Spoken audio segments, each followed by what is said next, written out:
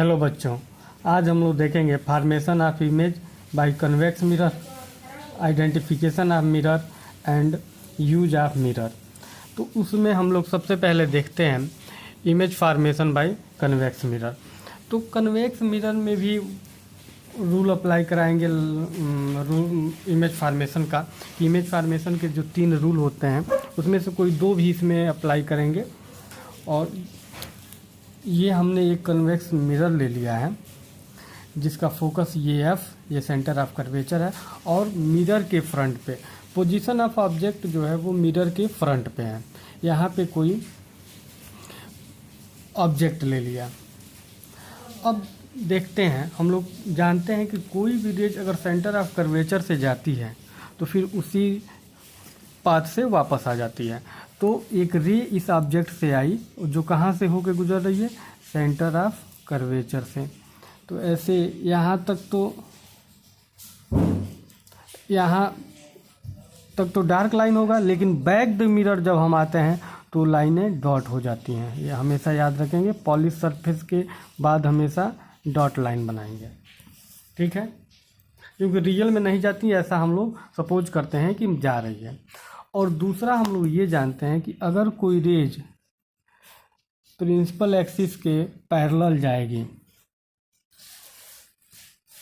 तो यहाँ से तो ये प्रिंसिपल एक्सिस के पैरेलल गई और यहाँ से रिफ्लेक्ट हो जाएगी।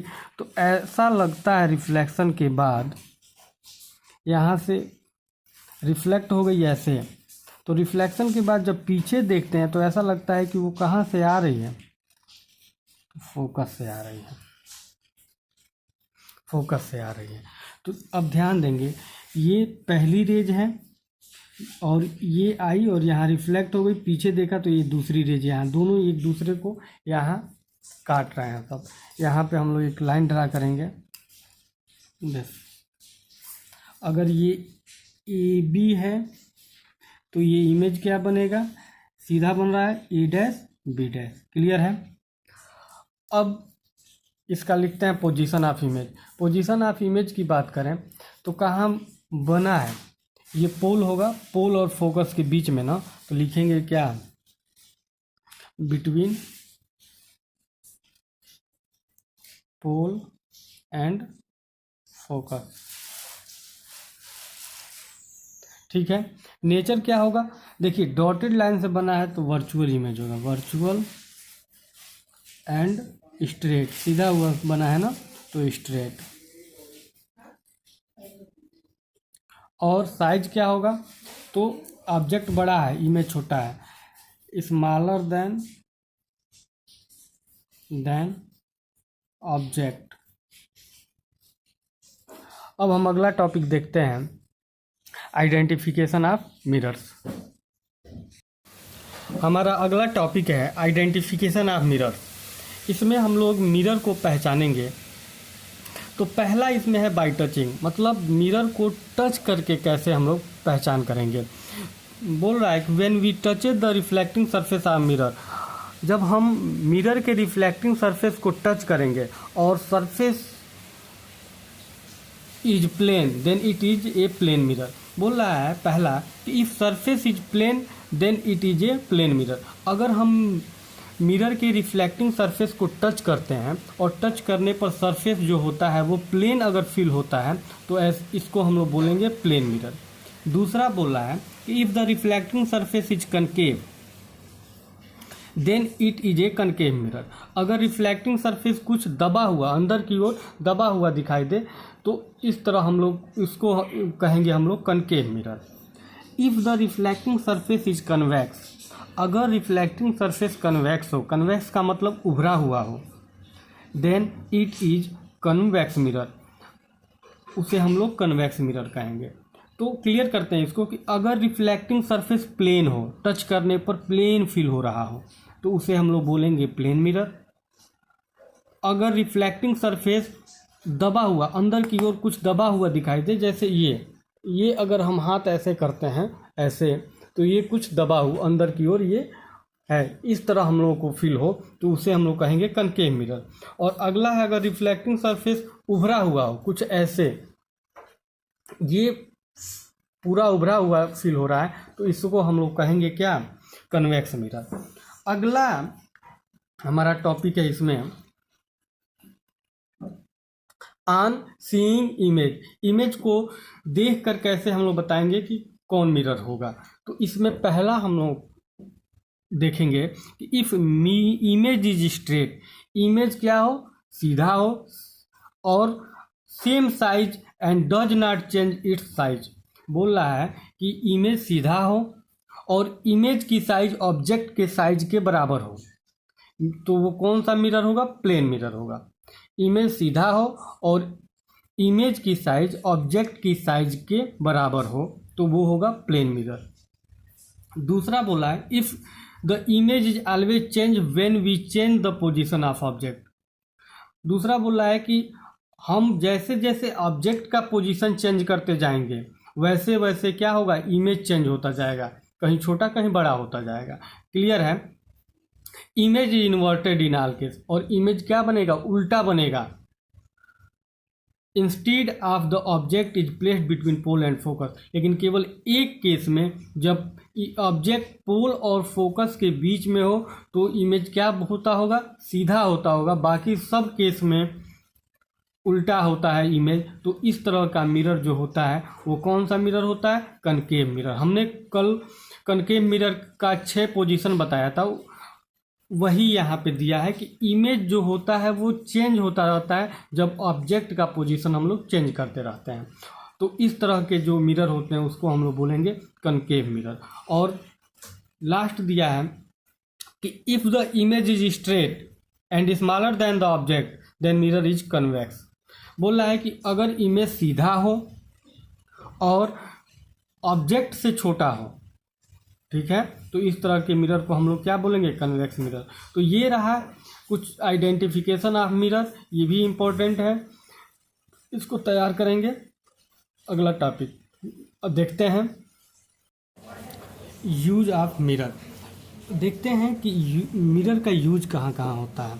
तो पहले हम लोग देखेंगे कनकेव मिरर। कनकेव मिरर में हम लोग जानते हैं कि ये क्या करता है कि अगर कोई रेज प्रिंसिपल एक्सिस के पैरेलल होता है तो उसे फोकस से पास करा देता है, ठीक है। अगर कोई फोकस से जाता है उसे प्रिंसिपल एक्सिस के पैरेलल कर देता है। तो इसी बेसिस पे हम लोग कुछ यूज देखेंगे। पहला बोल रहा है कि dish antenna doctors head mirror. Real में ये डिश एंटीना लाइट में नहीं यूजफुल होता है, लेकिन कैसे इसके फोकस पे काम करते हैं, डिश एंटीना लाइट की का फोकस कैसे इस पे काम करता है, इसको हम सब लोग समझेंगे। और डॉक्टर हेड मिरर में क्या होता है इसको भी समझते हैं। तो पहले डिश एंटीना के बारे में जानेंगे कि डिश एंटीना का ये एक रिफ्लेक्टिंग जो होता है वो सरफेस होता है, और यहाँ पे एक LNVF लगा रहता है जो सिग्नल को डिटेक्ट करता है। जब इस ध्यान देंगे, जब दूर से कोई रेज आती है तो वो हमेशा प्रिंसिपल एक्सिस के पैरेलल होती है, और मिरर से जब टकराएगी तो टकराने के बाद सीधे वो फोकस से होके, सारी रेजें फोकस से होके जाएंगी, यानी एक पॉइंट पे जाती है। यानी जितने भी वेव्स आते हैं वो टकराते हैं और टकराने के बाद फोकस से गुजरते हैं, यानी फोकस पे आके मिलते हैं। इसका मतलब यहीं पे सिग्नल ये डिटेक्ट करता है और हम लोग उससे जो भी कुछ देखते हैं वो देख पाते हैं। अब अगला है डॉक्टर्स हेड मिरर। इसमें भी वही प्रोसेस होता है कि इसमें क्या होता है कि मिरर पे दूर से रेज आती है और रिफ्लेक्शन के बाद वो एक जगह फोकस करता है। जैसे आँख में कोई प्रॉब्लम हो तो आँख में फोकस करेगा, नाक में प्रॉब्लम हो तो नाक में फोकस करेगा और बीमारी का पता लगाता है। अब इसमें दूसरा बोल रहा है कि कहाँ यूज होता है कनकेव मिरर का, तो टार्च में। एक बात और है कि कनकेव मिरर क्या करता है कि लाइट को फैलाता भी है। कब इस केस में होता है, थोड़ा ध्यान देंगे कि मान लीजिए ये कोई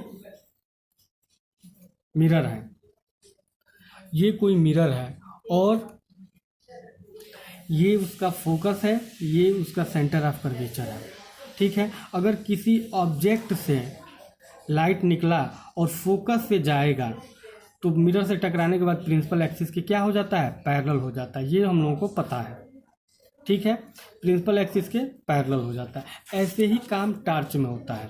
टार्च की लाइटें जो होती हैं, अगर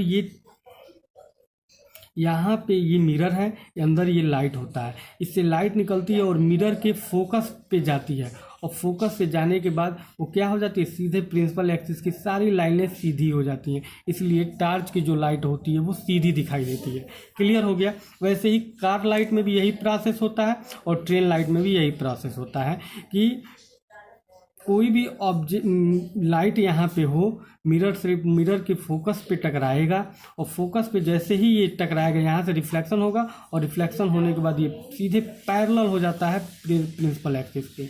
आई बात समझ में। तो ये थियरी होता है टार्च का, कार लाइट का एंड ट्रेन लाइट का। आगे हम लोग देखेंगे सेविंग मिरर।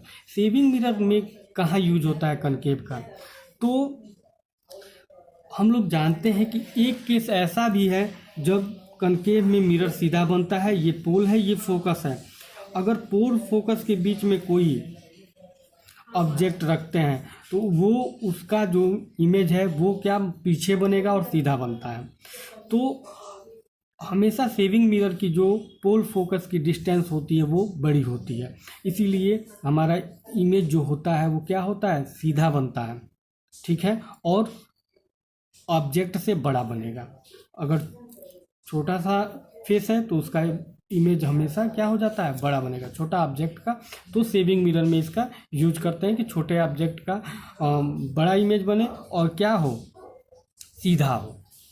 क्लियर है। अब हम लोग आगे देखेंगे कि कन्वेक्स मिरर में, अब देखते हैं कन्वेक्स मिरर। कन्वेक्स मिरर का क्या यूज होता है, तो convex mirror are used in side mirrors of vehicles like car, bus. Convex mirror जो होता है वो व्हीकल्स जो होते हैं जैसे कार हुआ, बस, उसके साइड मिरर में यूज होता है। और कन्वेक्स मिरर का इमेज फॉर्मेशन क्या है, कन्वेक्स मिरर का इमेज फॉर्मेशन ये है कि वह कितना भी बड़ा हो उसका इमेज छोटा बनाता है, सीधा बनाता है। इसलिए पीछे की जो गाड़ियाँ होती हैं उसका इमेज हमेशा छोटा और सीधा मिरर में दिखाई देता है, जिससे पीछे आने वाली गाड़ियों को हम लोग आसानी से देख सकते हैं। दूसरा बोला है it is used in street light. ये स्ट्रीट लाइट में यूज होता है। इसमें कैसे इसका यूज है, क्योंकि कन्वेक्स मिरर जो होता है वो लाइट को फैलाने का काम करता है। ठीक है, तो स्ट्रीट लाइट में जो लाइटें होती हैं वो फैली हुई होती हैं, इसलिए कन्वेक्स मिरर का यूज होता है। और तीसरा है it is used in telescope, और इसका यूज क्या होता है, टेलीस्कोप में होता है। तो ये रहा मिरर और उसका यूज। Thank you.